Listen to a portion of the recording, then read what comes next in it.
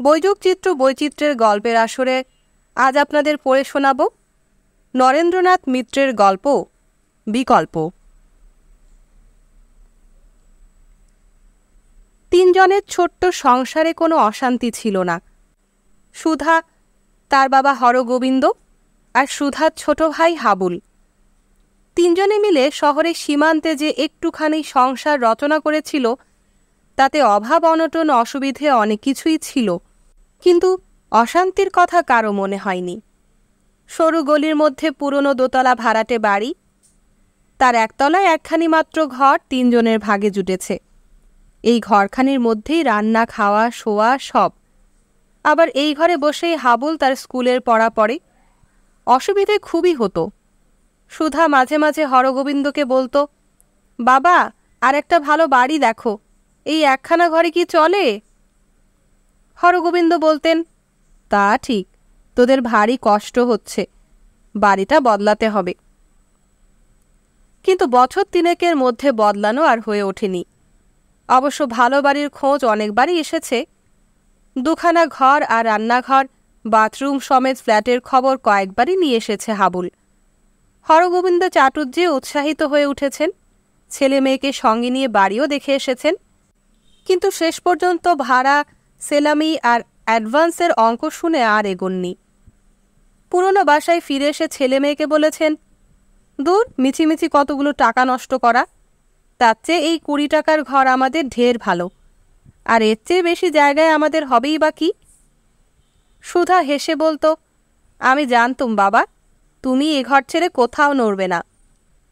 হরগোবিন্দ জবাব দিতেন, নড়ব রে নড়ব, আগে দায়মুক্ত হই, তারপর অন্যদিকে তাকাবো।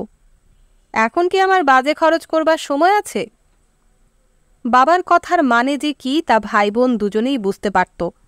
হাবুল পড়তে পড়তে দিদির দিকে একবার তাকিয়ে মুখ মুচকে হেসে ফের বইয়ে মন দিত। সুধা লজ্জিত হয়ে বলতো, বাবা, আমি বুঝি তোমার একটা দায়? তুমি কেবলই ওই এক কথা বলো। হরগোবিন্দ বলতেন, দায়ই তো, পিতৃদায়, মাতৃদায়, কন্যাদায়। কিন্তু তোকে বিদায় দিয়ে কি করে যে আমি থাকবো তাই ভাবি। সুধা একটুকাল চুপ করে থেকে বলতো, আমাকে বিদায় দেওয়ার কথা তোমাকে অত ভাবতে হবে না, আমি চলে গেলে তোমাদের চলবে কি করে? হাবুল তো এখনো কত ছোট, ও কি তোমার যত্ন আত্তি করতে পারবে? ও বড় হোক, বিয়ে থা করুক, তারপর। হরগোবিন্দ হাসতেন, পাগলি, ততদিনে তুই যে একেবারে বুড়ি হয়ে যাবি। সুধা বলতো, তাহলে তো ভাবনাই চুকে গেল, চিরকালের জন্যে তোমার বুড়িমা হয়ে তোমার কাছেই থেকে যাব। আমাকে কাছছাড়া করবার কথা তুমি আর তখন ভাবতেই পারবে না।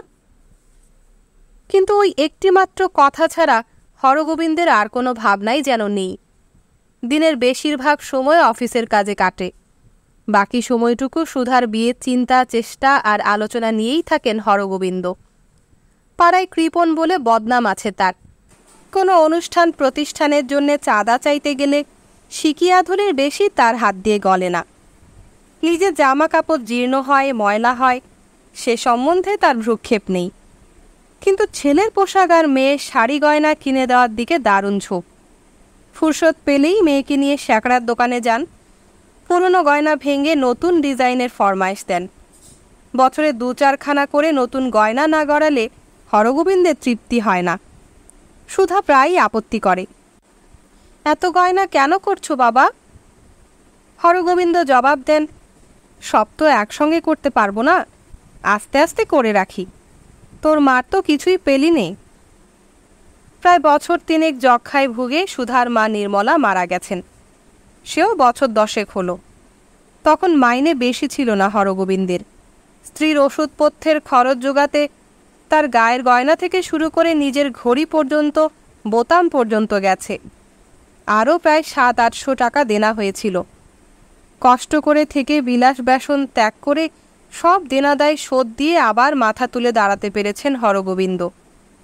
তার মতো একজন 150 টাকার কেরানির পক্ষে এ বড় কম কৃতিত্বের কথা নয়। সুধাকে ভালো ঘরে বরে দেবেন, এখন এই তার একমাত্র স্বাদ। সেই স্বাদ মেটাবার জন্যে তিনি অসাধ্য সাধন করছেন। অফিসের চাকরির পরে একটি পার্ট টাইম কাজ নিয়েছেন। সংসার খরচের জন্যে যা লাগে মেয়ের হাতে তুলে দেন, বাকি টাকাটা ব্যাংকে রাখেন। গয়নাও অল্প স্বল্প মেয়ের গায়ে থাকে, পাছে হারিয়ে যায় কি চুরি যায়, সেই আশঙ্কায় বিদেশি ব্যাংকে বেশি ভাড়া দিয়ে বাকিগুলো নিরাপদে রাখেন হরগোবিন্দ। মাঝে মাঝে হাবুল সুধাকে বলে, দিদি, বাবা তোকেই সবচেয়ে বেশি ভালোবাসেন। সুধা হেসে জবাব দেয়, ভারী হিংসুটে তো তুই, কিসে প্রমাণ পেলি? বাটখারায় ওজন করে দেখেছিস? হাবুল বলে, দেখেছি বই কি, আমার যেখানে এক পো তোর সেখানে এক সের, তোর বিয়ের জন্যেই তো বাবা কেবল টাকা জমাচ্ছেন। সুধা বলে, ও, তোর বুঝি সেই দুঃখ? তোর বিয়ের জন্যেও আরেকজনের বাবা এর চেয়ে বেশি টাকা জমিয়ে তুলছে, তা জানিস? টাকাও জমে, গয়নাও জমে, বিয়েই শুধু হয় না সুধার। 3-4 বছর ধরে এত সম্বন্ধ এলো গেল, কিন্তু হরগোবিন্দের মোটে পছন্দই হয় না। যে ছেলের রূপ আছে তার বিদ্যা কম, যার বিদ্যা আছে তার আবার বিদ্যা বিক্রির সামর্থ্য কম, যার অর্থ আছে তার আবার কুল নেই। এমনি বাছাই করতে করতে সুধার বয়স 20 পেরিয়ে গেল। সুধার মাসিমা থাকেন বউবাজারে। তিনি প্রায়ই এসে হরগোবিন্দকে তিরস্কার করে যান। জামাইবাবু, এ করছেন কি? দেখে শুনে মেয়ের এবার বিয়ে দিন, বয়স হয়ে গেছে, এখন বেশি বাছবিচার করা কি ভালো? হরগোবিন্দ জবাব দেন, কি করব বলো কমলা, তোমার মতো 4-5টি তো নয়, আমারই একটি মাত্রই মেয়ে, বাছবিচার একেবারে ছেড়ে দিলে কি চলে? তাছাড়া হিন্দুর ঘর, একবার ভুলভ্রান্তি হলে তো আর শোধরানোর জো নেই। সুধাও বাপের পক্ষ টেনে কথা বলে, তারও বিয়েতে ভারী অমত। হাবুল আরও বড় হোক, স্কুল ছেড়ে কলেজে ঢুকুক, নিজের শরীরের আর জিনিসপত্রের যত্ন নিতে শিখুক, তারপর বিয়ে করবে সুধা। এখন দিদিকে না হলে হাবুলের যে একদিনও চলে না। মেয়ের এই যুক্তিতর্কে মনে মনে খুশি হন হরগোবিন্দ। শুধু বাইরের চেহারাই নয়, হৃদয়টাও মায়ের মতোই পেয়েছে সুধা। ভারী কোমল মন, স্নেহভরা বুক। হরগোবিন্দ অফিসে বেরোবার আগে লন্ড্রি থেকে ধুয়ে আসা শার্টে যখন বোতাম পরাতে বসে সুধা, কি উপর হয়ে তার পায়ের জুতা ব্রাশ করতে থাকে। দেয়ালে টাঙানো নির্মলার প্রথম যৌবনের ফটোর সঙ্গে মেয়েকে মিলিয়ে দেখেন হরগোবিন্দ। আকৃতি প্রকৃতিতে ঠিক একেবারে দ্বিতীয় নির্মলা। তেমনি পিঠ ভরা কালো চুলের রাশ, তেমনি শ্যামলা গায়ের রং, আর ঠিক নাক, চোখ, ঠোঁটে চিবুকের ছাদ। সুধার মায়ের সঙ্গে তার যে এত মিল আছে তা ওর মাসি মেয়েশও স্বীকার করতে চায় না। কিন্তু নির্মলাকে কি হরগোবিন্দের চেয়ে তারা বেশি দেখেছে, না বেশি জেনেছে? শুধু বাপকেই নয়, ভাইকেও ভারী যত্ন করে সুধা। হরগোবিন্দের মনে হয় নির্মলা বেঁচে থাকলেও যেন হাবুলের এত বেশি যত্ন হতো না। এই সেদিন পর্যন্ত গামছা দিয়ে ভিজে মাথা মুছে তার টেরি কেটে দিয়েছে সুধা। আজকাল হাবু দিদির চেয়ে 2 ইঞ্চি লম্বা হয়ে গেছে বলে সুধার পক্ষে ভাইয়ের মাথা আঁচড়ে দেওয়ার সুবিধে হয় না। কিন্তু এখনও নাওয়ার খাওয়ার সব ব্যাপারেই হাবুল দিদির ওপর নির্ভরশীল। 3rd ক্লাসে পড়লে হবে কি, বয়স 14 উতরে 15-এ পড়লেই বা কী হবে? স্বভাবে এখনও হাবুল প্রায় 8-10 বছরের বালক, যেমন অগোছালো তেমন অন্যমনস্ক। ওর বইপত্তর খাতা কলম কোথায় থাকে স্কুলের সময় সব খোঁজ পড়ে। অফিসে যাওয়ার সময় হরগোবিন্দ যেমন ব্যস্ত হতে থাকেন, সুধা সুধা, হাবুলও তেমনি স্কুলে যাওয়ার সময় ডাকে, দিদি দিদি। রান্না রেখে কি হাতের অন্য কাজ ফেলে সুধাকে তৎক্ষণাৎ উঠে আসতে হয়। বিয়ের কথায় ও যে হাবুলের নাবালকত্বের দোহাই দেয় তা একেবারে অযথা বলা চলে না। হরগোবিন্দের সন্তান বৎসল কম নন। ঠিকে ঝি যেদিন কাজ কামাই করে তিনি নিজের হাতে বালতিতে করে জল টানেন, মেয়ের উনুন ধরিয়ে দেন। সুধা আপত্তি করে বলে, আচ্ছা বাবা, তুমি যদি এসব করবে তো আমি আছি কি জন্যে? 2 বালতি জল কি আমি তুলতে পারি না? হরগোবিন্দ মাথা নেড়ে বলেন, না, পারো না। জল তুলতে গিয়ে তোমার মোমের মতো তুলতুলে হাতে যদি কড়া পড়ে যায়, তোমার শ্বশুর শাশুড়ি কি আমাকে খোঁটা দিতে ছাড়বেন? আর শুধু কি শ্বশুর শাশুড়ি, তাদের সুপুত্রটিও আমাকে ছেড়ে কথা কইবেন না। সুধা লজ্জিত হয়ে মুখ নিচু করে বলে, কি যে বলো বাবা। উনুন ছাড়াও একটি স্টোভ আছে ঘরে, কিন্তু পারতপক্ষে সেটা সুধাকে হরগোবিন্দ ধরাতে দেন না। যদি কোনো বিপত্তি ঘটে, যদি কোনো খুঁত হয়ে যায় মেয়ের, তাহলে কি রক্ষা আছে? প্রথম প্রথম ঘরের মেঝেয় ঢালা বিছানা করে ছেলে মেয়েকে নিয়ে একসঙ্গেই শুতেন হরগোবিন্দ। একপাশে তিনি, মাঝখানে হাবুল, আর একপাশে সুধা। কিন্তু একদিন ঘুমের ঘোরে গোল গোল করে দিদির গায়ে লাথি ছুড়ল হাবুল। সুধা না ঠেকালে হাবুলের কপালে যে সেদিন কি হতো তা বলা যায় না। মেয়ের জন্য ছেলেকে মারতে পারলেন না হরগোবিন্দ, কিন্তু আচ্ছা করে বকুনি লাগালেন। তারপর ছোট একখানা তক্তপোষ কিনে এনে সুধার আলাদা বিছানার ব্যবস্থা করে দিলেন। তার কোনো আপত্তি শুনলেন না, কেবলই বলতে লাগলেন, যদি চোখে মুখে লেগে যেত তাহলে কি হতো? সুধা বলল, মরে যেতাম একেবারে। আমার কি এমনই মোমের শরীর যে একটা টোকা পর্যন্ত সইতে পারি না? হরগোবিন্দ বললেন, কেন সইবি? মেয়ে হয়ে যখন জন্মেছিস জীবনভর কত কি সইতে হবে। কিন্তু আমার কাছে যতদিন আছিস একটু আঁচড়ও তোর গায়ে আমি লাগতে দেব না। তক্তপোষে সই সুধা, আর নিচে হাবুলকে নিয়ে থাকেন হরগোবিন্দ। কিন্তু হরগোবিন্দ ঘুমন না, শুয়ে শুয়ে মেয়ের সঙ্গে গল্প করতে থাকেন। তার সেই প্রথম জীবনের গল্প, প্রথম যৌবনের গল্প, স্কুল কলেজ, বন্ধুবান্ধব, সাঁতার, শিকার, দেশ ভ্রমণ আর দুঃসাহসিকতার কাহিনী। সুধার মায়ের কথাও ওঠে। মেয়ের কাছে কিছুই গোপন করেন না হরগোবিন্দ। মেয়ে এখন তার বান্ধবীর মতো। নির্মলার সেই প্রথম বয়সের মান অভিমান, শাড়ি গয়নার আবদার, খুঁটিনাটি নিয়ে কলহ মিলনের কাহিনী, এসব গল্প সুধা বহুবার শুনেছে, কিন্তু কোনো কথা বলে বাবাকে একবারও বাধা দেয় না। তারপর অতীত থেকে ভবিষ্যতে চলে যান হরগোবিন্দ। সুধার ভাবি ঘর সংসারের চিত্র আঁকেন। মেয়ে শ্বশুর বাড়িতে কত ছলে কতবার করে যাবেন, শ্রদ্ধাভাজন হয়েও জামাইয়ের সঙ্গে কীরকম বন্ধুর মতো ব্যবহার করবেন, বছরে কবার করে মেয়ে জামাইকে নিয়ে কলকাতার বাইরে সমুদ্র কি পাহাড়ের ধারে বেড়াতে বেরোবেন, তার জল্পনা কল্পনা চলে। জামাই পেশায় কী হবে, ডাক্তার না উকিল, প্রফেসর না ইঞ্জিনিয়ার, সে সম্বন্ধে মেয়ের মতামত জিজ্ঞেস করেন হরগোবিন্দ। তার গায়ের রং, চোখ মুখের গড়ন, শরীরের দৈর্ঘ্য সম্বন্ধেও মেয়ের মত নিতে ছাড়েন না।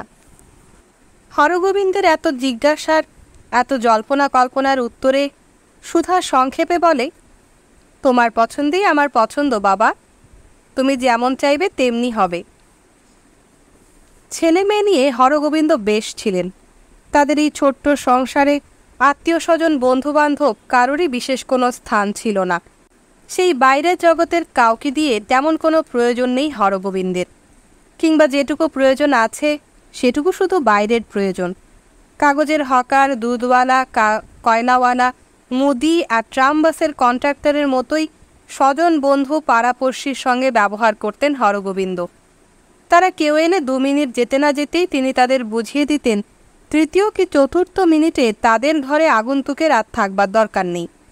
হরগোবিন্দের ঘনিষ্ঠ আত্মীয়দের মধ্যে সবচেয়ে যারা কাছে থাকেন, তার শালিকা কমলা আর ভাইরা ভাই মণিময় চক্রবর্তী, তারা পর্যন্ত এসে অস্বস্তি বোধ করতেন, বেশিক্ষণ টিকতে পারতেন না। কমলা বোনপো বঞ্জিকে মাঝে মাঝে নিয়ে নিজের কাছে রাখতে চাইতেন, কিন্তু আজ নয় কাল বলে একটা না একটা অজুহাতে হরগোবিন্দ প্রায়ই তার অনুরোধ এড়িয়ে যেতেন। ইদানিং অভিমানে কমলা আর তাদের নেওয়ার কথা মুখেই আনতেন না। ছুটি ছাটার দিনে হরগোবিন্দ নিজেই মাঝে মাঝে ছেলে মেয়েকে নিয়ে বেড়াতে বেরোতেন। কোনোদিন আত্মীয় স্বজনের বাড়ি, কোনোদিন চিড়িয়াখানা, জাদুঘর, কোনোদিন বা গঙ্গার ধার দিয়ে ঘুরে বেড়াতেন। বছরে একবার করে সিনেমা আর একবার করে সার্কাস বরাদ্দ ছিল সুধা হাবুলের জন্যে। হরগোবিন্দ নিজেই ওদের সঙ্গে করে নিয়ে যেতেন। তাদের মাঝখানে আর কেউ আসুক আর কেউ থাকুক তা তিনি বড় একটা পছন্দ করতেন না। তবু চতুর্থ ব্যক্তির আবির্ভাব ঘটল। ডাক্তার নয়, উকিল নয়, প্রফেসর, ইঞ্জিনিয়ার কিছুই নয়, সে নেহাতি সাধারণ একজন প্রাইভেট টিউটর। নাম ইন্দুভূষণ দাস, তবে বয়স 26-27, রং কালো, আকার মাঝারি, চোখ ছোট, নাক চ্যাপ্টা। সুপুরুষ তাকে কিছুতেই বলা চলে না, বরং স্বভাব এত শান্ত আর নিরীহ যে পুরুষ বলতেও দ্বিধা হয়। 3rd ক্লাস থেকে 2nd ক্লাসে প্রমোশন পেল বটে হাবুল, কিন্তু কোনো বিষয়ে নম্বর ভালো পেল না। ইংরেজিতে টেনে টুনে পাশ করেছে, অঙ্কে পাশের নম্বর পর্যন্ত পায়নি। সুধা বলল, বাবা আমাকে না হয় 2nd ক্লাস থেকেই পড়া ছাড়িয়ে এনে ঘরে বসিয়ে রেখেছ, হাবুলকে তো আর তা পারবে না, ওকে পড়াতেই হবে। কিন্তু শুধু স্কুলের ওপর যদি ভরসা করো ওর কিচ্ছু হবে না তা বলে দিচ্ছি। হরগোবিন্দ বললেন, তাহলে কি করতে হবে? সুধা বলল, প্রাইভেট টিউটর রাখো। হরগোবিন্দ বললে, ওরে বাবা, সে যে বহু টাকার ধাক্কা। সুধা বলল, হোক, ও যদি মানুষ না হয় টাকা দিয়ে করবে কি? তোমার দেখবার যখন সময় নেই, মাস্টার একজন না রাখলে চলবে না। প্রথম খোঁজ পড়ল পাকা দাড়িওয়ালা অভিজ্ঞ শিক্ষকের, কিন্তু তাদের দক্ষিণা অনেক। 40-50-এর কমে কেউ সব বিষয়ে পড়িয়ে যেতে রাজি নন। শেষ পর্যন্ত দর কষাকষি করে 20 টাকায় ইন্দুভূষণকে পাওয়া গেল। সে শ্যামবাজারের একটা মেসে থাকে। ওদিকেরই কোনো একটা হাই স্কুলে পড়ায় আর টিউশনি করে। বেলগাছির এদিকে আরও 2-1 বাড়িতে ছেলে পড়িয়ে সুনাম কিনেছে। হরগোবিন্দের 2-3 জন প্রতিবেশী তার জন্য সুপারিশ করলেন। হরগোবিন্দ ইন্দুভূষণকে নিজের ঘরে নিয়ে এসে ছেলে মেয়েদের সঙ্গে পরিচয় করিয়ে দিলেন। তারপর হেসে বললেন, আপাতত 20 টাকা করেই দেব। তারপর ছেলের রেজাল্ট যদি ভালো হয় তখন আলাদা বকশিস আছে। মিথ্যে বলছি না, তখন যা চাইবেন। ঘরের এক কোণে বসে তরকারি করছিল সুধা। বাবার কথা শুনে ভারী লজ্জা পেল।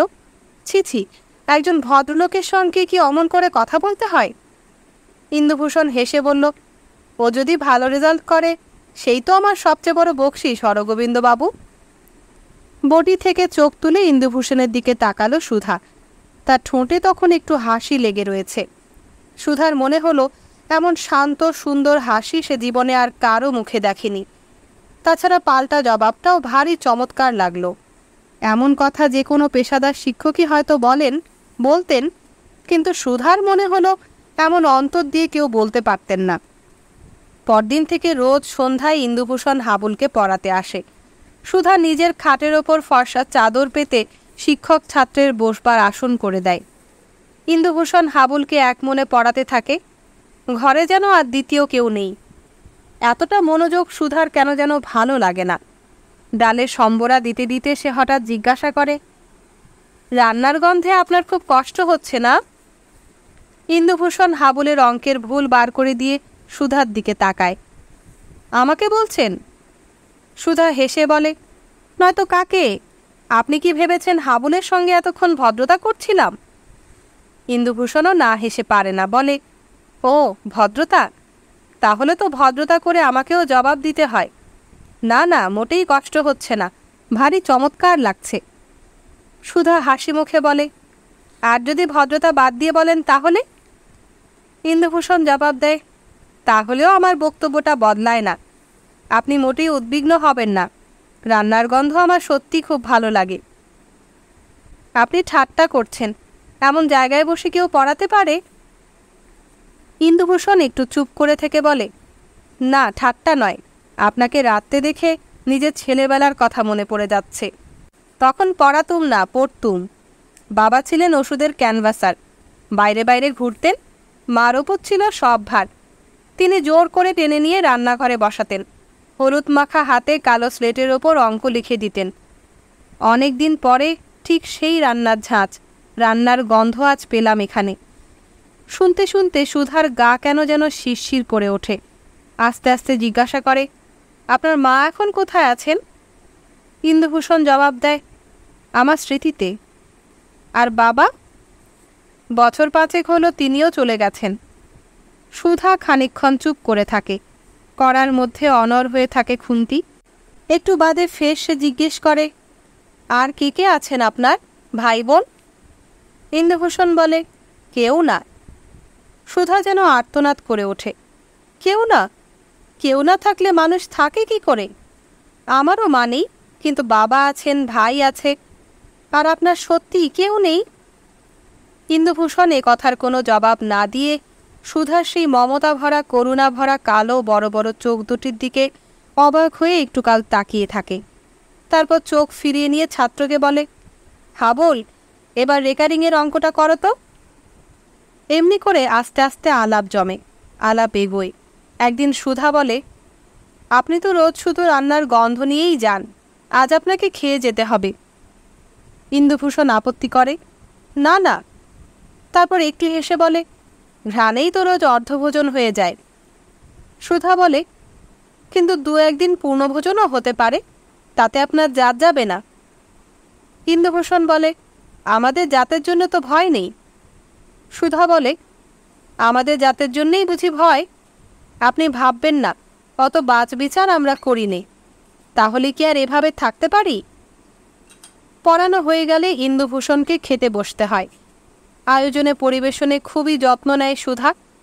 দু একটা নতুন তরকারি রাঁধে, যেন কোনো উৎসবের দিন এসেছে। এ ধরনের নিমন্ত্রণ আমন্ত্রণ মাসে 2-3 দিন লেগেই থাকে।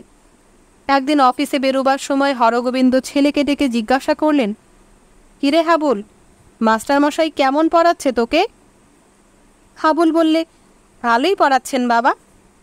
হরগোবিন্দ বললেন, আচ্ছা তুই আমার জন্য একটা সিগারেট নিয়ে আয় তো।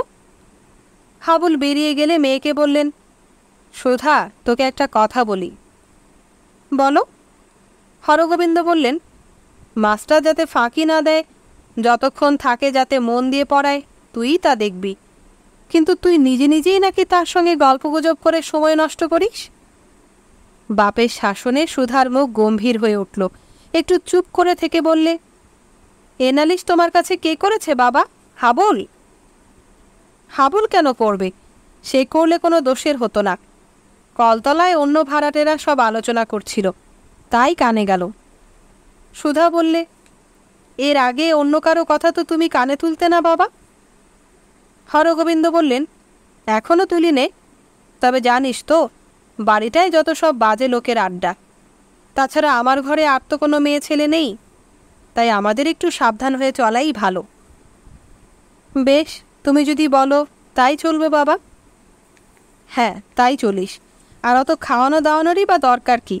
কোনো উপলক্ষ হলে বললি সে এক কথা। সুধা বলল, বেশ। কলতলায় বাথরুমে বাড়ির আরও সব ভাড়াটের ঘরে ইন্দুভূষণের সঙ্গে তার এই ঘনিষ্ঠতা নিয়ে যে ফিসফাস গুজগুজ শুরু হয়েছে তা সুধারও কানে গেছে। তারই প্রায় সমবয়সী কোণের ঘরে রেনু সেদিন গায়ে পড়ে হেসে বলেছে, কি ভাই, মাস্টারমশাই শুধু হাবুলকে পড়ান না তোমাকেও পড়ান? সুধা গম্ভীরভাবে জবাব দিয়েছে, আমাকেও পড়ান। দোতলা সরকারদের ছোট বউ সুলতা কাছেই ছিল। সে সঙ্গে সঙ্গে হেসে জিজ্ঞাসা করেছে, ও মা, তাই বলো? তা কোন ক্লাসের পড়া পড়ান তোমাকে? বিএ ক্লাসের বুঝি? বলতে বলতে হেসে রেনুর গায়ে গড়িয়ে পড়েছিল সুলতা। সুধা কোনো কথা না বলে জল নিয়ে ঘরে চলে এসেছে। কিন্তু শুধু বৌঝিরাই নয়, এ বাড়ির 5 ঘর ভাড়াটের নানা বয়সী পুরুষরা পর্যন্ত ব্যাপারটা সম্বন্ধে উৎসুক হয়ে উঠেছে। সুধা যাদের কাকাবাবু আর মেসোমশাই বলে, সেই প্রৌঢ় কম্পাউন্ডার পঞ্চানন সরকার, পোস্ট অফিসের কেরানি হীরালাল গাঙ্গুলি, রেল অফিসের বীরেশ্বর মিত্র, সুধা যাদের নামের সঙ্গে দাদা যোগ করে ডাকে, সেই বাসু, রণজিৎ আর সুরেন সকলেরই কানে গেছে, চোখে পড়েছে বিষয়টা। তাদের ভাবভঙ্গি, হাসি আর তাকানোর ধরন দেখলেই সুধা টের পায়, সকলেই যেন কিছু একটা মনে মনে আন্দাজ করেছে। এতদিন হরগোবিন্দকে সবাই বলতো দাম্ভিক, অমিশুক, অসামাজিক। সুধাকেও তাই বলতো, বেশি রকম দেমাকি, অহংকারী। তারপর সকলেই তাদের সম্বন্ধে উদাসীন হয়ে থাকত। সুধা আজও সেই উদাসীনই রয়েছে, কিন্তু অন্য সবাই যেন আগের মতো আর দূরে সরে থাকতে পারছে না। বাবা আর ভাই ছাড়া তৃতীয় আরেকটি পুরুষের সঙ্গে সুধার সামান্য আলাপ হয়েছে বলে এই গোটা বাড়িটা যেন তার ছোট্ট ঘরখানের মধ্যে হুমড়ি খেয়ে পড়তে চাইছে। শুধু যে তারাই সুধার সম্বন্ধে সচেতন হয়ে উঠেছে তাই নয়, সুধাও তাদের সম্বন্ধে অচেতন থাকতে পারছে না। এ বাড়িতে যে এতগুলি লোক থাকে তা কি সুধাই এতদিন টের পেয়েছে?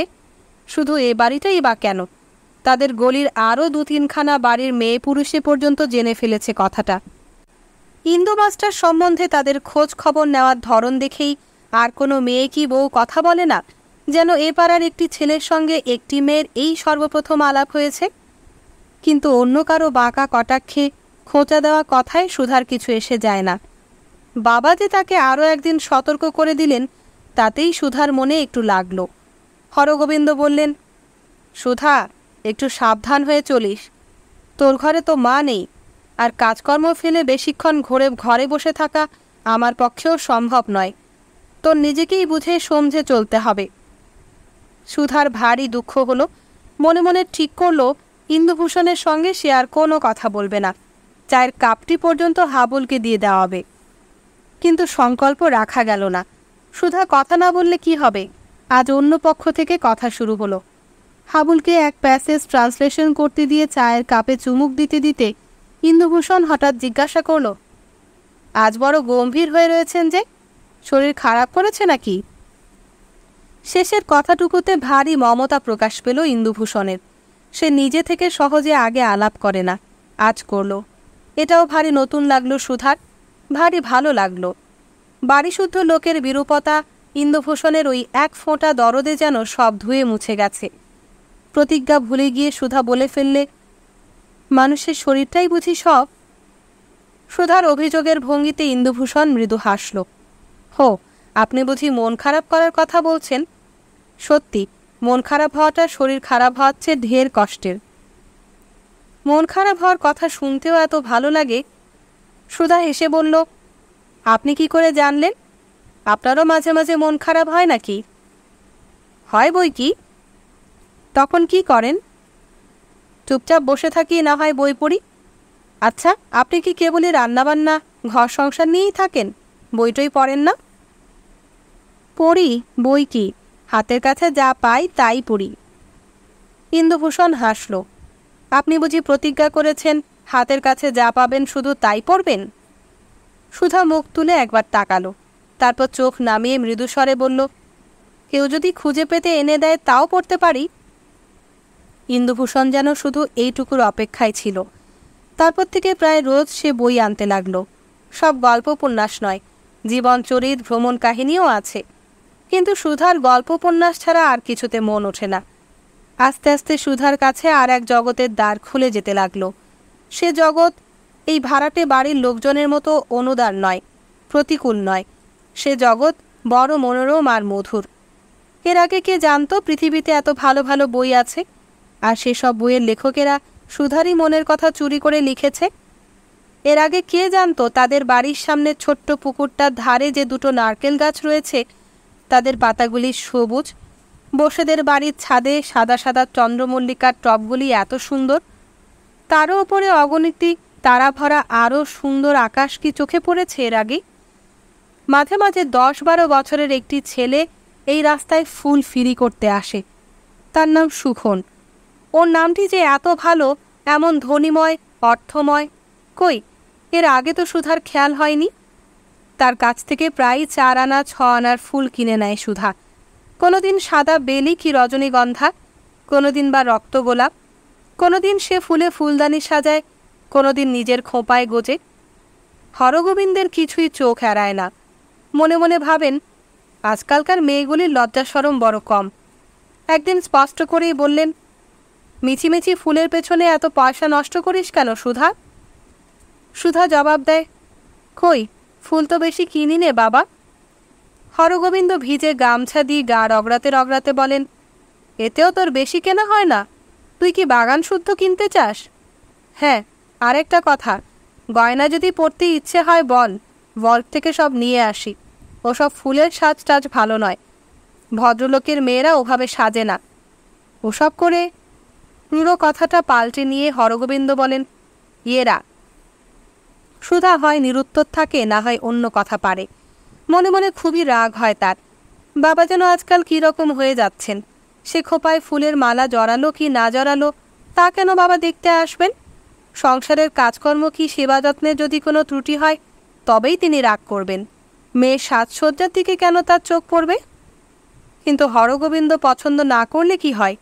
ইন্দুভূষণ যে ফুল খুব ভালোবাসে তা সুধার বুঝতে বাকি নেই। সে প্রশংসা ভরা চোখে সুধার ফুলদানির দিকে তাকায়। ছাত্রকে জ্যামিতির উপপাদ্য বোঝাতে বোঝাতে একবার খোঁপার গোলাপটির দিকে অপলকে চেয়ে থাকে। সুধা সন্ধ্যার আগেই রান্নার পাট চুকিয়ে দিয়ে টুল পেতে বোনার কাজ নিয়ে বসে, না হয় ইন্দুভূষণের এনে দেওয়া গল্পের বই পড়তে থাকে। হরগোবিন্দ একদিন অফিস থেকে ফিরে এসে সুধাকে অমন ইন্দ্রাণীর মতো বসে থাকতে দেখে গম্ভীর হয়ে যান। মেয়েকে কাজের ফরমায়েশ করে ঘরের বাইরে পাঠিয়ে দেন। তারপর ইন্দুভূষণের দিকে চেয়ে বলেন, কি মাস্টার, পড়ানো টড়ানো কেমন চলছে? ইন্দুভূষণ সংক্ষেপে বলে, ভালো। কীরকম ভালো? ছেলের পরীক্ষার ফল দেখলেই তা টের পাব। ইন্দুভূষণ হেসে বলে, বেশ তো, দেখবেন। ওর এই নিশ্চিন্ত হাসিতে ভেতরে ভেতরে হরগোবিন্দ কেমন যেন একটা অপমান বোধ করেন। মনে মনে ভাবেন, এত জোর ও কোত্থেকে পায়? ও কি বোঝে না হরগোবিন্দ সব টের পেয়েছেন? বামন হয়ে ও যদি চাঁদে হাত দেওয়ার স্পর্ধা হয়ে থাকে, হরগোবিন্দ যে কোনো মুহূর্তে সেই হাত মুচড়ে ভেঙে ফেলতে পারেন। মিটমিটে শয়তান ছোকরা, কি করে সুধার সঙ্গে কথা বলবে সেই ছল খোঁজে। সুধা যখন হরগোবিন্দের সঙ্গে কথা বলে ও কান খাড়া করে থাকে। সুধা যখন ওকে কিছু বলে ও যেন হাতে স্বর্গ পায়। যে কোনো সময় হরগোবিন্দ ওকে তাড়িয়ে দিতে পারেন, বলতে পারেন, তোমার পড়ানো ভালো হচ্ছে না মাস্টার, তোমাকে দিয়ে আমার কাজ চলবে না। কিন্তু এইটুকু অপমানে যেন বড় লঘু শাস্তি হয়ে যায়। হরগোবিন্দের ইচ্ছা আরও কঠিন শাস্তি দেন ওকে। শূদ্র হয়ে বামনের মেয়ের দিকে তাকাবার গুরুদণ্ড। না, কাজ থেকে ওকে ছাড়িয়ে দেবেন না হরগোবিন্দ, কাজে বহাল রেখেই ওকে অপমান করবেন। ও চোখের সামনে সুধার বিয়ে দিয়ে দেবেন। বিয়ের দিন নিমন্ত্রণ করে এনে চাকরের মতো ফরমায়েশ খাটাবেন। সুধা শ্বশুরবাড়ি চলে গেলে ওর আরও 5 টাকা মাইনে বাড়িয়ে দিয়ে টিউটরের চাকরিতে বহাল রাখবেন। তারপরে ছোকরা খালি ঘরে কিভাবে ছটফট করে দেখবেন, সেটাই চেয়েছে। তার আগে মশা মেরে হাত নষ্ট করে লাভ নেই। শত্রু নির্যাতনের সহজ পথ হরগোবিন্দের মনোপুত নয়। অফিসে যারা তার বিরুদ্ধে ক্লিক করে তাদেরও তিনি এমনি বহুদিন ধরে ঘুরিয়ে ঘুরিয়ে জব্দ করেন। তাতে শত্রুকে শাস্তি দেওয়ার সুখানুভূতি দীর্ঘস্থায়ী হয়। যে লজেন্স চুষে খাওয়ার জন্যে তা তিনি চিবিয়ে খেতে চান না। বরানগরে মুখুজ্জেদের সঙ্গে যে সম্বন্ধটা চলছিল তা তিনি পাকা করে ফেললেন। ছেলেটি এজি বেঙ্গলে চাকরি করে, নিজস্ব বাড়ি আছে শহরে। তার বাবা মেয়ে দেখে এসে পছন্দ করে গেছেন। ছেলে নিজে এসে দেখবে কিনা জিজ্ঞাসা করায় বলেছেন, ওসব বেয়ারাপনা আমাদের ফ্যামিলিতে নেই মশাই। ছেলে আগে দেখবে কি, দেখবে সেই শুভদৃষ্টির সময়। সুধার ঠিকুজি নিয়ে মুখুজ্জে মশাই কুল পুরোহিত দিয়ে পরীক্ষা করিয়ে জেনেছেন একেবারে রাত জোটো। এমন মিল আর কোনো কনের ঠিকুজিতে পাননি। সুধার মতো এমন সুলক্ষণ আর কোনো মেয়ের মধ্যে মেলেনি। ঠিকুজি আর মেয়ের মুখশ্রী দেখেই এগিয়েছেন মুখুজ্জে মশাই, নইলে হরগোবিন্দের সামাজিক অবস্থা বিচার করলে এতদূর অগ্রসর হওয়ার কারণ ছিল না। রাত্রে খাওয়া দাওয়া সেরে ঘরের মেঝে যখন বাবা আর হাবুলের জন্য বিছানা পাতবার উদ্যোগ করছিল সুধা, হরগোবিন্দ তক্তপোষে পা ঝুলিয়ে বসে সিগারেট টানতে টানতে বললেন, বরানগরের সম্বন্ধটাই ঠিক করলাম সুধা। বেশি বড়লোকের পেছনে ছুটোছুটি করে লাভ নেই। নিজের শক্তি সামর্থ্যে যা কুলোয় তাই করা ভালো। দেখে শুনে মনে হলো ওরা আমাদের মতোই গেরস্থ। ঠাকুর দেবতা ধর্মকর্ম মানে আমাদের সঙ্গে বেশ মিলবে। পাকা দেখার দিন ঠিক করার আগে তোর মাসিকে একবার খবর দিতে হবে। শত হলেও এসব কাজ মেয়ে ছেলে না হলে। হাবুলের জন্যে একটি আর হরগোবিন্দের জন্যে জোর বালিশ পেতে দিয়ে সদ্য সাবান কাচা পরিষ্কার ঢাকনি সেই বালিশের ওপর বিছিয়ে দিল সুধা। ছোট ভাইয়ের দিকে চেয়ে বললে, বসে বসে ঝিমোচ্ছিস কেন হাবুল, এবার শুয়ে পড়। তারপর ফের বিছানার চারদিকে চাদর গুঁজে দিতে লাগলো। হরগোবিন্দ বললেন, আমার কথা জবাব দিচ্ছিস না যে? সুধা বললে, জবাব দেওয়ার আর কি আছে, ওসব বিয়েটির মধ্যে তোমার গিয়ে কাজ নেই। গিয়ে কাজ নেই মানে? কেন, সম্বন্ধ কি তোর পছন্দ হচ্ছে না? ছেলেটির ফটো তো আমি তোকে দেখিয়েছি, বেশ সুন্দর স্বাস্থ্যবান চেহারা। আমার অফিসের বন্ধুরাও এ সম্বন্ধের বেশ তারিফ করল। সুধা বলল, সেজন্য নয় বাবা, আমি কোনোদিন বিয়ে করব না, আমি তোমার কাছেই থাকব। হরগোবিন্দ সস্নেহে বললেন, তাই কি হয় রে পাগলি? তুই চলে যাবি ভেবে আমারও কি কষ্ট হয় না? খুবই হয়, কিন্তু হলে কি করব? এই তো সংসারের নিয়ম। মেয়েকে পরের ঘরে পাঠাতেই হবে, সেই পরই তার আপন। সেই ঘরে গিয়ে তুই যদি স্বামী সন্তান নিয়ে সুখে থাকতে পারিস সুধা, আমার তাতেই সুখ, তাতেই শান্তি। সুধা বাবার মশারি টাঙিয়ে দিতে দিতে বলল, তুমি এবার শুতে যাও বাবা। হরগোবিন্দ বললেন, যাচ্ছি রে যাচ্ছি, আমার কথার জবাব দে, তাহলে বারানগরের। সুধা বললে, না বাবা, আমি এ ধরনের সুখ শান্তি চাই নে। সিগারেটের টুকরোটা জানলা দিয়ে ফেলে দেওয়ার জন্যে হরগোবিন্দ তক্তপোষ ছেড়ে উঠে এসেছিলেন। সেই অবসরে আলো নিভিয়ে নিজের মশারিটা ফেলে দিয়ে সুধা নিজেই শুয়ে পড়ল, যেন সব আলোচনায় এতেই ছেদ পড়ে যাবে। মেয়ের এই অভব্যতা দেখে মনে মনে ভারী চটলেন হরগোবিন্দ। এত স্পর্ধা ওর হলো কোত্থেকে? অবশ্য বিয়ের নামে সুধা এর আগেও আপত্তি করত, কিন্তু সে আপত্তির সুর ছিল অন্য ধরনের। এখনকার মতো এমন একগুঁয়ে স্বভাব তো তখন ছিল না সুধার, এমন উদ্ধত ভঙ্গিও তখন দেখা যায়নি। হরগোবিন্দ শুতে গেলেন না। মেয়ের মশারির কাছে দাঁড়িয়ে গলা যথাসাধ্য নরম করে বললেন, তুই না চাইলেই তো আমি না চেয়ে পারি নেই। বাপ হয়ে নিজের স্বার্থের জন্য তোকে চিরকাল আইবুড়ো করে রাখবো, তোর জীবনটাকে নিষ্ফল করে দেব, এ কথা যে আমি ভাবতেও পারি নে সুধা। তোর কিসে অমত তাই বল। বারানগরের ওই সম্বন্ধ যদি তোর পছন্দ না হয়, ভবানীপুরের সেই ওভারসিয়ার ছেলেটিরই না হতে ফের খোঁজ করি।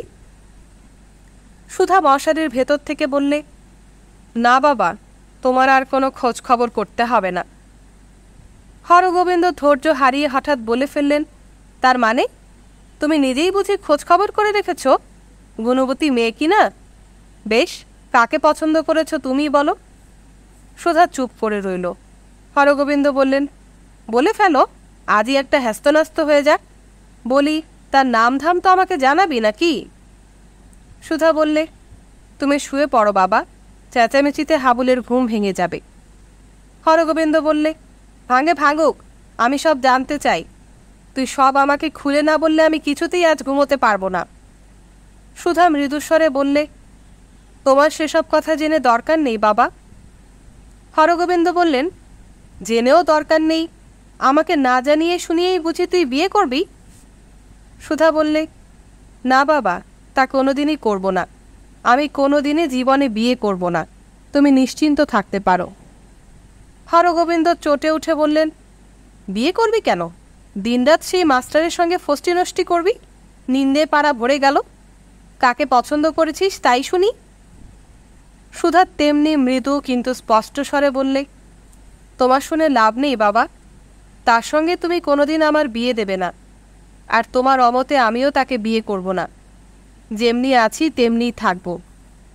দাঁতে দাঁত ঘষলেন হরগোবিন্দ, বললেন, থাকা না থাকা বুঝি তোমার ইচ্ছে? হারামজাদি, ওই হতভাগা মাস্টার ছোকরাকে তুমি সব সমর্পণ করে বসেছ, এতক্ষণে বুঝতে পারলাম। সুধা শান্তভাবে বলল, বুঝতে তুমি অনেক আগেই পেরেছ বাবা। রাত দুপুরে আর চেঁচামেচি করো না, বাড়ি শুদ্ধ লোক সব শুনতে পাচ্ছে। তুমি যাও, শুয়ে ঘুমো গিয়ে। হরগোবিন্দ বললেন, হ্যাঁ ঘুমোবো, ঘুমোবার তুমি কত ব্যবস্থা করে রেখেছ। সুধা কোনো কথা না বলে পাশ ফিরল, যেন গভীর ঘুম পেয়েছে তার। হরগোবিন্দ ফিরে এসে নিজের বিছানায় ঢুকলেন। হাবুল ঘুমের ঘোরে পাশবালিশ ভেবে বাপকে জড়িয়ে ধরল। বছর 14-15 হলো বয়স, কিন্তু এই বয়সেও ওর মুখ থেকে লালা পড়ে। সেই লালা লাগলো হরগোবিন্দের গায়ে, কিন্তু তার মনে মোটেই বাৎসল্য রস উদ্রিক্ত হলো না। ঘৃণা, বিরক্তি আর বিদ্বেষে তিনি ঠেলে দূরে সরিয়ে দিলেন ছেলেকে। সব শত্রু, সব শত্রু। অল্প বয়সে সুধাও তো এমনি করে তাকে জড়িয়ে ধরত। তার বুকের সঙ্গে মিশে না থাকলে, তার বুকের মধ্যে মুখ গুজে না থাকলে সুধার ঘুম আসতো না। সুধার মা নির্মলা হাসত, কি পাজি আর হিংসুটে মেয়ে দেখেছ। হরগোবিন্দের সেই বুকে সুধা আজ বিষ হয়ে গেছে। একটা মশা কি করে যেন ঢুকেছে মশারির মধ্যে, গুনগুন করে অনেকক্ষণ ধরে বিরক্ত করছে কানের কাছে। হরগোবিন্দ সোজা হয়ে উঠে বসলেন। তারপর সেই অন্ধকারেই দু হাতের তালুতে প্রচণ্ড শব্দ করে স্তব্ধ করে দিলেন গুনগুনানি। মনে মনে হাসলেন হরগোবিন্দ, তার লক্ষ্য অব্যর্থ। ভোর ভোর সময়ে ডেকে তুললেন ছেলেকে, এই ওঠ ওঠ, কত আর ঘুমবি? হাবুল বললে, আর একটু পরে উঠবো বাবা। না ওঠ, সকালে ওঠা ভালো। হাত মুখ ধোয়ার পর হাবুলকে বললেন, চল বেরিয়ে আসি, সকালের হাওয়া গায়ে লাগলে শরীর ভালো থাকে। পুকুর ছাড়িয়ে ছোট্ট মাঠ, সেই মাঠে নেমে হঠাৎ ছেলের হাতখানা নিজের মুঠির মধ্যে তুলে নিলেন হরগোবিন্দ। হাবুল ভয়ে আঁতকে উঠল, বলল, আমার কোনো দোষ নেই, আমাকে মেরো না, আমি দিদিকে গোড়াতেই বারণ করেছিলাম। হরগোবিন্দ তীক্ষ্ণ দৃষ্টিতে ছেলের দিকে তাকালেন। পরনে হাফ প্যান্ট, ছিপছিপে রোগা চেহারা, গায়ের রং খুব ফর্সা, মাথার চুলগুলি কটা আর কোকড়ানো। ছেলেটার চোখ দুটো ঠিক ওর বাঁর মতো বড় বড় হয়েছে। কিন্তু এই মুহূর্তে স্নেহের পরিবর্তে নির্মম কৌতুক আর কৌতূহল উদগ্র হয়ে উঠল হরগোবিন্দের। মৃদু হেসে বললেন, আমি জানি তোর কোনো দোষ নেই, তুই খুবই ভালো ছেলে। আমাকে সব খুলে বল, ভয় নেই, সুধা কিছু জানতে পারবে না। হাবল তবু বলতে চায় না, কেবল আমতা আমতা করে। হ্যাঁ, কিন্তু ঝানু উকিলের মতো জেরা করে করে সব বের করে নিলেন হরগোবিন্দ। বই এনে দেওয়ার আর ফিরিয়ে দেওয়ার সময় কি করে টুকরো চিঠির আদান প্রদান চলেছে দুজনের মধ্যে, কবে সহপাঠিনী সখীর সঙ্গে দেখা করার নাম করে দেশবন্ধু পার্কে সুধা গিয়ে সাক্ষাৎ করেছে ইন্দু মাস্টারের সঙ্গে, কবে একদিন ম্যাটিনি শোতে ওরা সিনেমা দেখতে গিয়েছিল, হাবলে যাওয়ার কথা ছিল সেই সঙ্গে, কিন্তু হঠাৎ ওরা তাকে আর এক বন্ধুর সঙ্গে চিড়িয়াখানায় নতুন বাঘ দেখতে পাঠিয়ে দিয়েছিল। হাবল কিছুই গোপন করল না, গোপন করতে পারল না। ফেরবার সময় মোড়ের দোকান থেকে এক ঠোঙ্গা কচুরি, জিলিপি আর হালুয়া কিনে নিলেন হরগোবিন্দ। এসব খাবারের ওপর হাবলের দারুণ লোভ, কিন্তু কোনোদিন তিনি ছেলে মেয়েকে এগুলি খেতে দেন না। আজ দিলেন। হাবুল কেমন যেন একটা অস্বস্তি বোধ করলে। ওসব কেন নিচ্ছ বাবা? হরগোবিন্দ বললেন, খা একদিন, এসব তো তোরা ভালোবাসিস। হাবুলের মনে হলো মুখে ও কথা বলছেন বটে বাবা, কিন্তু চোখ দুটো সদ্য ধরে আনা চিড়িয়াখানার সেই বাঘের মতোই জলজল করছে। ভয়ে ভয়ে পেছনে পেছনে সে বাড়িতে ঢুকল। না জানি কি কাণ্ড ঘটে চা খাওয়ার সময়। কিন্তু হরগোবিন্দ সুধাকে কিচ্ছু বললেন না, শুধু চা আর খাবার খেতে খেতে মেয়ের দিকে বার কয়েক চোখ তুলে তাকালেন। সেই চোখের দিকে চেয়ে সুধা একবার শুধু শিউরে উঠল, কিন্তু দ্বিতীয়বার আর ভয় পেল না। তার দু চোখ থেকেও ঘৃণা আর বিদ্বেষ আগুনের হলকার মতো বাপের ওপর ঝরে পড়তে লাগলো। বাপ আর মেয়ের মধ্যে যেন কোনোদিন কোনো মধুর সম্পর্ক ছিলই না। স্নেহ আর শ্রদ্ধার স্বাদ যেন কেউ কোনোদিন পায়নি। দুজনে যেন দুজনের শত্রু হয়েই জন্মেছে। হরগোবিন্দ মুখে কিছুই বললেন না, মেয়ের কাছে কোনো কৈফিয়ত চাইলেন না। অন্যদিনের মতোই বাজার করলেন, ফিরে এসে দাড়ি কামালেন, নাওয়া খাওয়া শেষ করে অফিসের জন্য তৈরি হলেন। সুধা অন্যদিনের মতোই ঘরের কাজকর্ম ও রান্নাবান্না সারল, ঠাঁই করে বাপ আর ভাইকে ভাত বেড়ে দিল। তবু হাবুলের মনে হতে লাগলো আজকার দিনটা আলাদা। কেমন যেন থমথমে ভয় ভয় ভাব তাকে সারা দিন আচ্ছন্ন করে রাখল। খেয়ে দিয়ে স্কুলে যাওয়ার পরেও বাবা জ্বলন্ত চোখ আর দিদির নিবন্ত মুখের কথা হাবুলের বারবার মনে পড়তে লাগল। হরগোবিন্দ বলে গিয়েছিলেন অফিস থেকে তার ফিরতে অনেক রাত হবে, কিন্তু দেখা গেল অন্য দিনের চেয়ে অনেক সকাল সকাল, সন্ধ্যার বেশ একটু আগেই ফিরে এলেন তিনি। সুধা বাবাকে এত তাড়াতাড়ি ফিরতে দেখে একটু বিস্মিত হলো, কিন্তু কোনো কৌতূহল প্রকাশ করল না, কি কোনো কারণ জিজ্ঞাসা করল না। নিঃশব্দে চা করল, খাবারের প্লেট হরগোবিন্দের সামনে ধরে দিল, কিন্তু অন্য দিনের মতো কোনো কথা বলল না। হরগোবিন্দ ভেবেছিলেন মেয়ে ক্ষমা চাইবে, ভিত্তিহীন কৈফিয়ত দেওয়ার চেষ্টা করবে, কিন্তু সেসব কিছুই হলো না। মৌনতার মধ্যে সুধার যে বেপরোয়া ভাব ফুটে বেরোলো, তাতে ভেতরে ভেতরে হরগোবিন্দ জ্বলতে লাগলেন। একসময় জিজ্ঞাসা করলেন, কই হাবল ফিরল না? সুধা বললে, খেলতে গেছে, ফিরবে এখনই। খানিক বাদেই হাবুল ফিরে এলো। বাবাকে দেখে চমকেও গেল একটু, কিন্তু হরগোবিন্দ সংক্ষেপে শান্তভাবে বললেন, পড়তে বসো। আর তার একটু পরেই এলো ইন্দ্রভূষণ, হাতে 1 ডজন রজনীগন্ধা। দিন কয়েক আগে সুধার খালি ফুলদানি লক্ষ্য করে ইন্দ্রভূষণ বলেছিল, কি ফুলের শখ মিটে গেল নাকি? আজকাল যে আর ফুল দেখি নে। সুধা জবাব দিয়েছিল, শখ মিটবে কেন, কিন্তু কদিন ধরে সুখন এ পাড়ায় আসে না, ফুলও রাখতে পারিনি, বোধহয় অসুখ বিসুখ হয়েছে ওর। ইন্দ্রভূষণ হেসে বলেছিল, যদি আপত্তি না থাকে সুখেনের অসুখ না সারা পর্যন্ত তার কাজটা আমিও নিতে পারি। সেই ফুল আজ নিয়ে এলো ইন্দ্রভূষণ, কিন্তু ঘরের ভিতরে হরগোবিন্দকে দেখে কেমন যেন একটু অপ্রস্তুত হয়ে পড়ল। তার আসার সময় সাধারণত তিনি থাকেন না, প্রায়ই ইন্দ্রভূষণের বেরোবারের মুখে তিনি ঘরে ঢোকেন। তাছাড়া সুধার মুখ আজ বড়ই গম্ভীর আর বিষণ্ণ।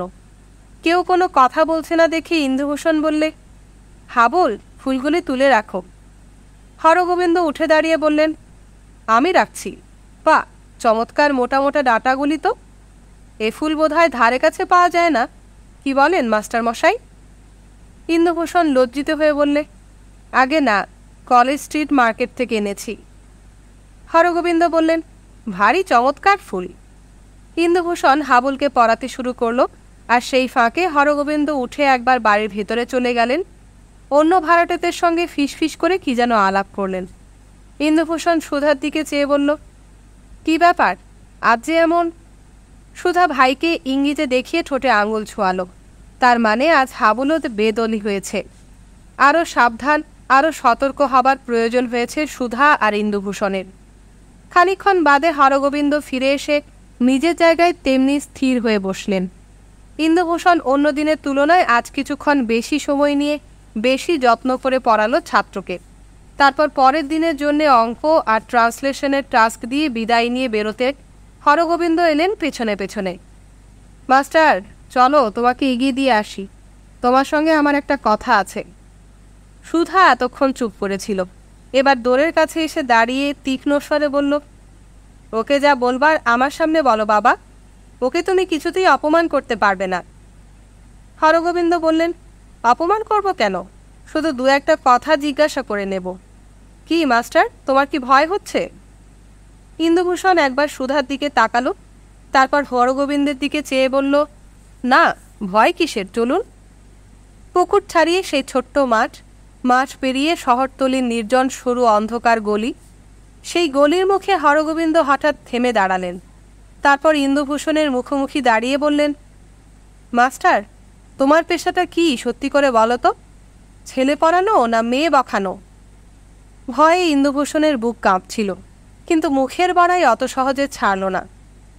আপনার ও ধরনের কথা জবাব দিতে আমি প্রস্তুত নই।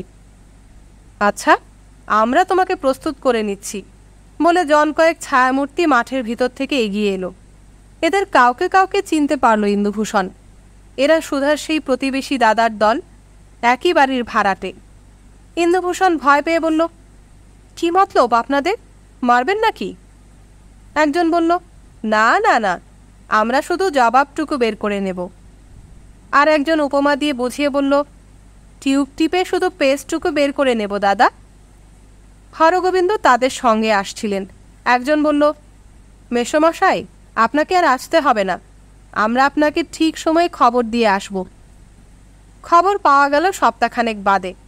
হাসপাতালে জ্বর বিকারে মৃত্যু হয়েছে ইন্দুভূষণের। প্রথমে দিন কয়েক মেসেই পড়েছিল। আহত অবস্থায় কারা যেন মেসবাড়ির দরজায় পৌঁছে দিয়ে গিয়েছিল তাকে। প্রথমে মেসের লোকেরা তেমন গ্রাহ্য করেনি, তারপরে অবস্থা খারাপ হওয়ায় কয়েকজনে তাকে হাসপাতালে জেনারেল ওয়ার্ডে ভর্তি করে দিয়ে আসে। সুধা 7 দিন ধরেই ছটফট করছিল, কিন্তু হরগোবিন্দ কড়া পাহারা বসিয়েছিলেন দোরগড়ায়। কেউ তাকে ঘর থেকে বেরোতে দেয়নি। খবরটা সকলেই চাপতে চেষ্টা করেছিল, তবু চাপা রইল না। বাড়ির ছেলেদের ফিসফিসানের ভেতর দিয়ে সে খবর সুধার কাছে ভেসে এলো। সুধা কাঁদল না, চেঁচামেচি করল না, শুধু দিন দুই বিছানায় উপুর হয়ে পড়ে রইল। শুকনো কালো একরাশ চুল পিঠের ওপরে ছড়ানো, তার ফাঁকে সুন্দর তনুদেহ থেকে কেঁপে কেঁপে উঠতে লাগল। হরগোবিন্দ পাশে এসে দাঁড়িয়ে ডাকলেন, সুধা। সুধা কোনো জবাব দিল না। হরগোবিন্দ মেয়ের পিঠে আস্তে আস্তে হাতখানা রাখলেন। সুধা কোনো সাড়া দিল না। হরগোবিন্দ বললেন, সুধা, তুই আমাকে বিশ্বাস কর, এতটা যে হবে আমি ভাবতেই পারিনি। আমরা ওকে শাস্তি দিতেই চেয়েছিলাম, সরিয়ে দিতে চাইনি। সুধা কোনো মন্তব্য করল না। তৃতীয় দিনে সুধা ফের উঠে দাঁড়ালো, আবার সংসারের কাজে হাত দিল। ভাইয়ের স্কুল আর বাপের অফিসে রান্না রাঁধতে বসল। ওপর থেকে সবই ঠিক আগের মতোই চলতে লাগলো, কিন্তু ভিতর থেকে কোনো কিছুই আর আগের মতো রইল না। একটি মেয়ে রাঁধে বাড়ে, ঘর গুছোয়, বিছানা পাতে, সবই করে। হরগোবিন্দ চেয়ে চেয়ে দেখেন, এ যেন তার চির আদরের সুধা নয়, তারই একখানা অবিকল পাথরের প্রতিমূর্তি। সেই মূর্তির চোখ আছে, তাতে পলক নেই। সে মূর্তির অপরূপ দুটি সুন্দর রক্তাভ ঠোঁট আছে, কিন্তু তাতে স্নেহ, মমতা, প্রীতি, শ্রদ্ধার চিহ্ন মাত্র নেই। এই পাথর আর বরফের দেশে হাবুল বেশিক্ষণ থাকতে পারে না, তার যেন নিঃশ্বাস বন্ধ হয়ে আসে। শুধু খাওয়া আর শোয়ার সময় ছাড়া সারাটা দিন বাইরে বাইরে থাকে, কিন্তু হরগোবিন্দকে তার চেয়ে বেশিক্ষণ থাকতে হয়। মেয়ের ভাবভঙ্গি দেখে এখনও তার গায়ে জ্বালা ধরে, মনে রাগ হয়। কিন্তু রাগ প্রকাশ করতে কোথায় যেন বাধে। আস্তে আস্তে সব দাহ প্রদাহ, সব উত্তেজনা ঠান্ডা হয়ে আসে। এক সীমাহীন শীতল সমুদ্রের মধ্যে তারা দুজনে যেন জনপ্রাণীহীনা তৃণশস্যহীন দুই দ্বীপ। শুধু দূর থেকে একজনকে আর একজনের চোখে পড়ে। পারাপার হবার মতো মাঝখানে কোনো সেতু নেই, খেয়া নেই। একদিন হরগোবিন্দের চোখে পড়ল সুধা বেশভূষা সব ছেড়ে দিয়েছে। কালো পেরে শাড়ি পরে, হাতে দুগাছে চুড়ি ছাড়া আর কোথাও কোনো গয়না নেই। সোনার গয়নাও নয়, ফুলের গয়নাও নয়। আর একদিন খাওয়ার সময় লক্ষ্য করলেন সুধা শুধু তরকারি দিয়ে খেয়ে উঠছে, মাছ মাংস ছুঁয়েও দেখছে না, সব বাপ আর ভাইকে দিয়ে দিচ্ছে। হরগোবিন্দ কিছুক্ষণ স্তব্ধ হয়ে থেকে বললেন, মাছ খেলে না কেন সুধা? সুধা বললে, খেতে ইচ্ছে করে না। হরগোবিন্দ বললেন, কিন্তু কেন ইচ্ছে করে না শুনি? তুই কি বিধবা? তোদের কি বিয়ে হয়েছিল? সুধা বলল, মন্ত্র পড়া বিয়েটাই কি সব? হরগোবিন্দ বললেন, ছি ছি ছি, বাপের সামনে এ কথা বলতে তোর লজ্জা হলো না? সুধা নির্বিকারভাবে বলল, তুমি শুনতে চাইলে তাই বললাম, জিজ্ঞেস করতে তোমারও তো লজ্জা হয়নি বাবা? হরগোবিন্দ কিছুক্ষণ চুপ করে থেকে বললেন, তোর সব কথা মিথ্যে সুধা, কেবল জেদ করে এসব কথা বলছিস। এমনি করে আমার ওপর শোধ নিতে যাচ্ছিস, কিন্তু তুই আমাকে দিনরাত পুড়িয়ে মারছিস কেন? তোর যদি সন্দেহ হয়ে থাকে, তুই এর চেয়ে থানা পুলিশ কর, আইন আদালত কর, সে অনেক ভালো। একটু যেন হাসি ফুটল সুধার মুখে। সুধা বলল, সেসব যারা করতে পারত, তেমন আত্মীয় স্বজন তার কেউ নেই। থাকার মধ্যে আমি আছি, কিন্তু আমি যে তোমার মেয়ে। তুমি খুন করে এলে তোমার সেই হাত আমি আঁচল দিয়ে মুছিয়ে দেব, সে হাতে শিকল পরাবো কেন? আমি যে তোমার মেয়ে। হরগোবিন্দ আর্তনাদ করে উঠলেন, তুই আমার কেউ নোস, কেউ নোস, তুই আমার শত্রু, চিরজন্মের শত্রু। কিছুদিন চুপচাপ থাকবার পর হরগোবিন্দই ফের এগিয়ে আসতে চেষ্টা করেন। মৃত সম্পর্ককে আবার যেন উজ্জীবিত করে তুলতে চান। নিজের থেকেই কথা আরম্ভ করেন হরগোবিন্দ। রাত্রে শুয়ে শুয়ে আগের মতোই পুরনো দিনের কথা তোলেন, সুধার মায়ের গল্প, মামাবাড়ির গল্প। কিন্তু বাপের স্মৃতিকথায় সুধার আর কোনো আগ্রহ নেই। হরগোবিন্দ কথা বলে যান, তক্তপোষ থেকে সুধার কোনো সাড়া মেলে না। হরগোবিন্দ বলেন, ও সুধা, ঘুমলি নাকি? সুধা অতি সংক্ষেপে জবাব দেয়, মাছ ধরার গল্প, নৌকোডুবির গল্প, বিদেশ বিভুঁইয়ের নানা রকম দুঃসাহসিক রোমাঞ্চকর কাহিনী শুরু করেন হরগোবিন্দ। সেসব কাহিনী সুধা উৎকর্ণ হয়ে রুদ্ধশ্বাসে শুনত। আজ আর সেসব গল্পে তার কৌতূহল নেই। হাসির গল্পে সুধা আর হাসে না, ভূতের গল্পে ভয় পায় না, ঘর সংসারের আলোচনায় কোনো উৎসাহ আগ্রহ প্রকাশ করে না। কিছুতেই সে আগের মতো আলো জমাতে পারেন না হরগোবিন্দ। সেদিন অফিস থেকে তাড়াতাড়ি ফিরে এলেন তিনি। 3খানা সিনেমার টিকিট একেবারে কিনে নিয়ে এসেছেন। হরগোবিন্দ বললেন, চল যাই সুধা, কতদিন ছবি দেখিনি। মধুমালতীর মতো এমন চমৎকার বই শিগগির আর আসেনি। কথায় কথায় গান, তুই তো গান ভালোবাসিস। ছেলেকে ইশারা করেন হরগোবিন্দ। হাবুল ভয়ে ভয়ে এগিয়ে গিয়ে বলে, চলো না দিদি।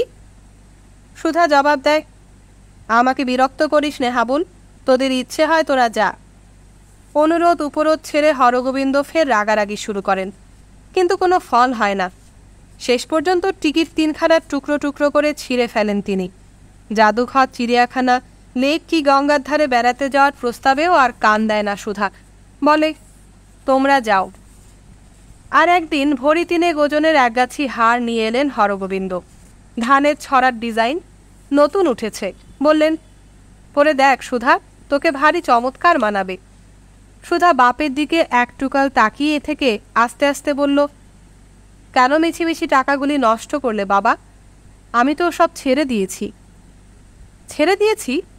দাঁত কিরমির করতে থাকেন হরগোবিন্দ। কিন্তু কোনো ফল হয় না। বাপের স্নেহের যেমন প্রত্যাশা করে না সুধা, তেমনি শাসনকেও ভয় করে না আর। নিষ্ফল আক্রোশে হরগোবিন্দ মাঝে মাঝে আগুনের মতো জ্বলে ওঠেন, আবার গভীর নৈরাশ্যে বরফের মতো ঠান্ডা হয়ে যান।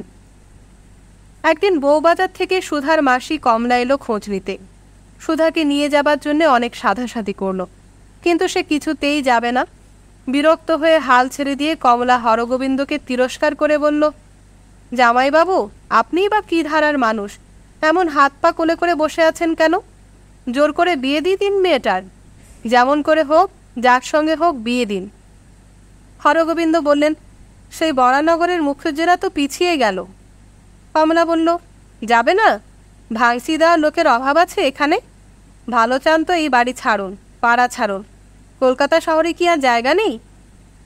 কমলা শুধু রূপবতীই নয়, বুদ্ধিমতীও। ভেবেচিন্তে তার পরামর্শ নেওয়াই ঠিক করলেন হরগোবিন্দ। উত্তর ছেড়ে চলে গেলেন দক্ষিণে। কালীঘাটের সদানন্দ রোডে ৭৫ টাকা দিয়ে ফ্ল্যাট ভাড়া করলেন। দুখানা শোবার ঘর, রান্নাঘর, বাথরুম সব আলাদা। মেয়ে জামাই এসে মাঝে মাঝে যদি বাস করে কোনো অসুবিধে হবে না।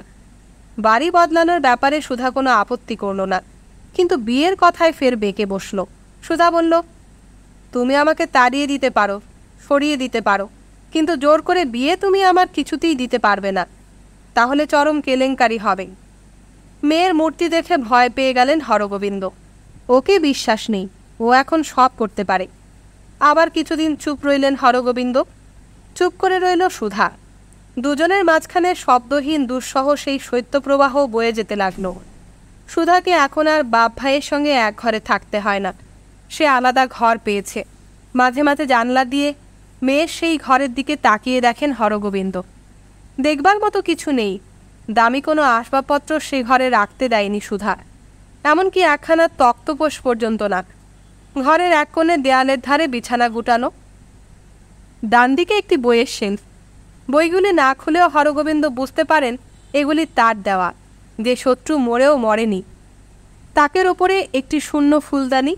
সেদিন ফিরে এসে হরগোবিন্দ রজনীগন্ধাগুলি বাইরে ছুঁড়ে ফেলে দিলেন। তারপর ফুলদানিতে আর কোনো ফুল রাখেনি সুধা। আবার একদিন মেয়েকে নিজের কাছে ডেকে নিলেন হরগোবিন্দ। বললেন, সুধা, আমি তোর বাপ। সুধা বলল, কি বলছো বলো। হরগোবিন্দ খানিকক্ষণ চুপ করে থেকে বললেন, আমাকে কি তুই ক্ষমা করতে পারিস নে? সুধা মুখ নিচু করে বলল, ওসব কথা থাক বাবা। এরপর হরগোবিন্দ কি বলবেন ভেবে পেলেন না। আরও কিছুক্ষণ বসে থেকে সুধা একসময় উঠে নিজের ঘরে চলে গেল। ছোট টেবিলটিতে বসে হাবল নিজের মনে পড়ছিল। আজকাল ও একা একাই পড়ে, নিজের মনেই থাকে। বাড়ির এই নিঃসঙ্গ একক জীবনে হাবলও এতদিনে অভ্যস্ত হয়ে গেছে। বাবা আর দিদির মাঝখানে সে আর যোজক নয়, সেও যেন স্বতন্ত্র তৃতীয় একটি দ্বীপ। ছেলের দিকে হরগোবিন্দ অপলকে খানিকক্ষণ চেয়ে রইলেন। আরও লম্বা হয়েছে, কিন্তু রোগাটে ভাবটি যায়নি। দেখলে কেমন যেন মায়া হয়। হরগোবিন্দ বললেন, হাবল শোন। হাবল বলল, কি বাবা? হরগোবিন্দ বললেন, আয় আমার কাছে আয়। হাবল বিস্মিত হয়ে উঠে এলো। বাবা অনেক দিন হলো এমন করে ডাকেন না। ভয়ে ভয়ে কাছে এসে দাঁড়ালো। হরগোবিন্দ হঠাৎ তক্তপোষ ছেড়ে উঠে এসে ছেলেকে বুকের মধ্যে জড়িয়ে ধরলেন। হাবল, আমার হাবল। হাবল কিছুক্ষণ আকৃষ্ট হয়ে দাঁড়িয়ে রইল। তারপর অতি কষ্টে দম ছাড়তে ছাড়তে বলল, বাবা আমাকে ছেড়ে দাও, বড্ড লাগছে, ব্যথা পাচ্ছি। হরগোবিন্দ যেন চমকে উঠলেন। ছেলেকে সঙ্গে সঙ্গে ছেড়ে দিয়ে বললেন, তুইও ব্যথা পাচ্ছিস? আচ্ছা যা। হাবল ফের গিয়ে পড়তে বসল। হরগোবিন্দ পা টিপে টিপে জানলার কাছে এসে দাঁড়ালেন, কিন্তু জানালাটা আর খুললেন না। খুললেই সুধাকে দেখা যাবে। দেয়ালের কাছে এসে স্থির হয়ে দাঁড়িয়ে রইলেন। উৎকর্ণ হয়ে যেন কিছু একটা শুনতে চাইছেন তিনি, কিন্তু কিছুই শোনা গেল না। শুধু নিজের দীর্ঘশ্বাসের শব্দই কানে এলো। পরদিন সকাল সকাল অফিসে বেরুলেন হরগোবিন্দ। একই টেবিলে বসে কাজ করেন সুরেন সমাদ্দার। হরগোবিন্দের সহকর্মী, সমবয়সী, খুব সামাজিক আর সদালাপী মানুষ। চারদিকের খোঁজখবর রাখেন, সাধ্যমতো উপকার করেন সহকর্মীদের। অবিবাহিত ছেলের জন্যে মেয়ে খুঁজে দেন, মেয়ের জন্যে ছেলে, মনিবদের জন্যে ঝি আর ঠাকুর চাকরের খোঁজ আনেন। কর্মপ্রার্থী বেয়ারাদের মনিব জুটিয়ে দেন। এতদিন তার কাছে মুখ খোলেননি হরগোবিন্দ, আজ মন খুললেন। ফাইলপত্র ভাগ করে নিতে নিতে বললেন, ভাই সুরেন, আমার একটা কাজ করে দেবে? সুরেনবাবু বললেন, কি কাজ? একটি ছেলে দেখে দেবে আমাকে। কীরকম ছেলে? বামুনের ছেলে হলেই ভালো হয়, অন্য জাত হলেও। অন্য জাত হবে কেন? তুমি বামুন, তোমাকে বামুনের ছেলেই দেব। বামুনের অভাব আছে নাকি? তারপর ছেলেটি এমএ পাশ হলেই ভালো হয়, বিএ পাশ হলেও ক্ষতি নেই। সুরেনবাবু বললেন, কেন, এমএ পাশ ছেলের অভাব আছে নাকি? তারপর হরগোবিন্দ বললেন, কাজকর্ম যা করে করুক, খেয়ে পড়ে থাকতে পারলেই হলো। সুরেনবাবু হেসে বললেন, বিলক্ষণ, তারপর? কার জন্যে হে? নিজের মেয়ের জন্যে নাকি? আরে ভাই, খুলেই বলো না, জামাই চাই একটি। আছে আমার হাতে, জামাই করতে চাও তো বলো। হরগোবিন্দ বললেন, না ভাই, জামাই নয়, জামাই নয়। সুরেনবাবু বললেন, তবে? হরগোবিন্দ বন্ধুর চোখ থেকে চোখ সরিয়ে নিয়ে বললেন, একজন প্রাইভেট টিউটর, ছেলের জন্য একজন প্রাইভেট টিউটর।